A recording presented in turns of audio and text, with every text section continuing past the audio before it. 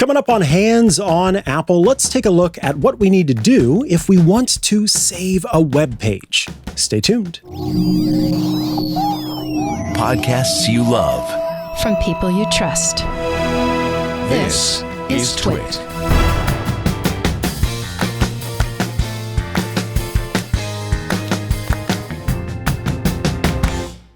Welcome back to Hands on Apple. I am Mikah Sargent, and today I am back to answering a question that has come up for me that I have heard someone ask. Someone was browsing the web, and they needed to keep a web page after the fact. And they thought that the way to go about that was to print the web page.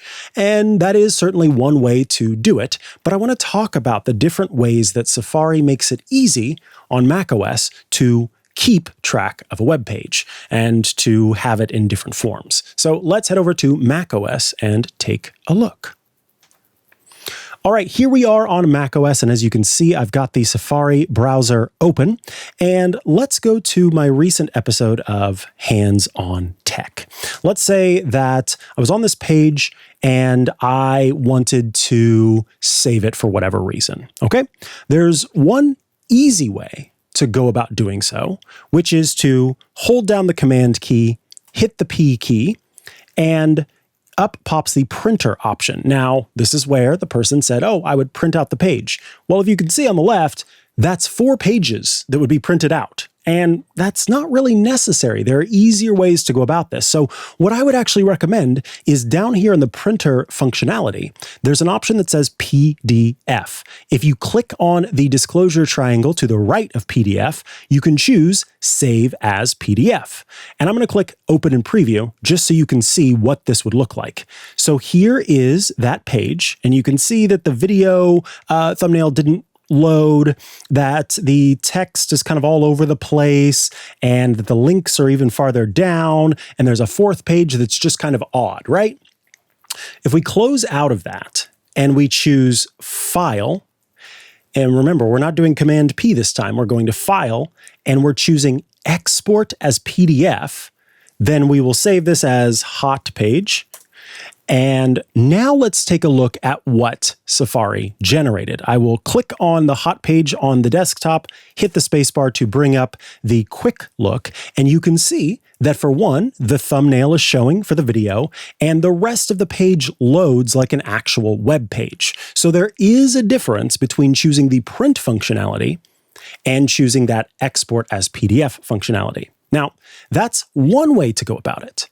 But there are 2 more options that Safari gives you.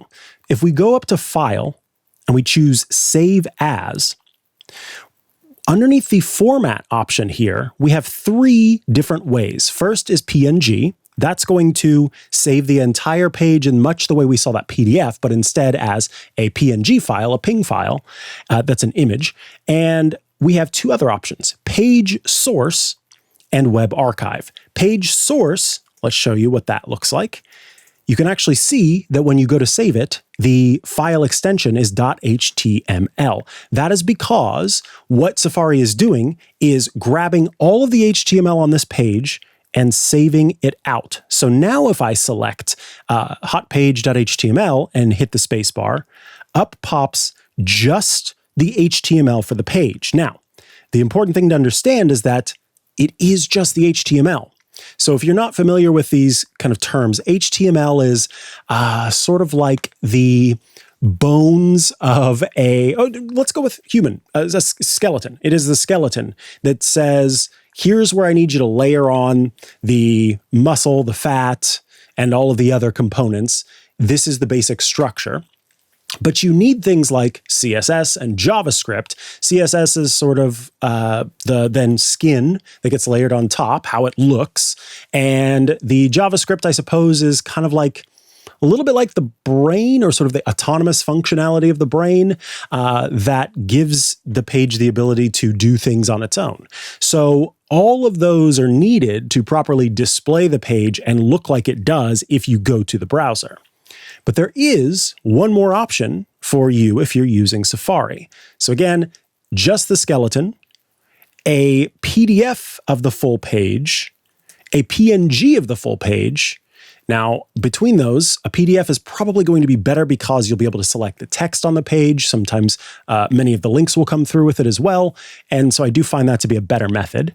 But the last method, save as, if we choose Web Archive and call this hot page and save it, this is a proprietary format for Safari that actually saves out not just the HTML, but all of the code, all of the different files that make up that specific page. And so we can easily then see the entire page within the Safari browser stored locally. This episode of Hands on Apple is brought to you by Melissa, the trusted data quality expert since 1985. Forward-thinking businesses are using AI in all kinds of new ways. We see it all the time, but AI is only as good as the data you feed it. So you can have the most sophisticated AI tools in the world, but frankly, if your customer data is incomplete, duplicated, or just plain wrong, you're training your AI to make expensive mistakes. That is where Melissa comes in. For 41 years, Melissa has been the data quality partner that helps businesses get their data clean, complete, and current. Here's what Melissa does for you. Global address verification and autocomplete. You'll get real-time validation for addresses anywhere in the world, so your deliveries actually arrive and your customer experience starts strong. You'll also get mobile identity verification. You can connect customers to their mobile numbers, reduce fraud, reach people on the devices they actually use. Also, change of address tracking. You can automatically update records when customers move, ensuring you don't lose revenue due to outdated information. Smart deduplication is also there. On average, a database contains 8 to 10% duplicate records, and Melissa's powerful matchup technology can identify non-exact matching duplicate records. There's also data enrichment. You can append demographic data, property information, and geographic insights to turn basic contact records into marketing gold. The new Melissa Alert service monitors and automatically updates your customer data for moves, address changes, property transactions, hazard risks, and more.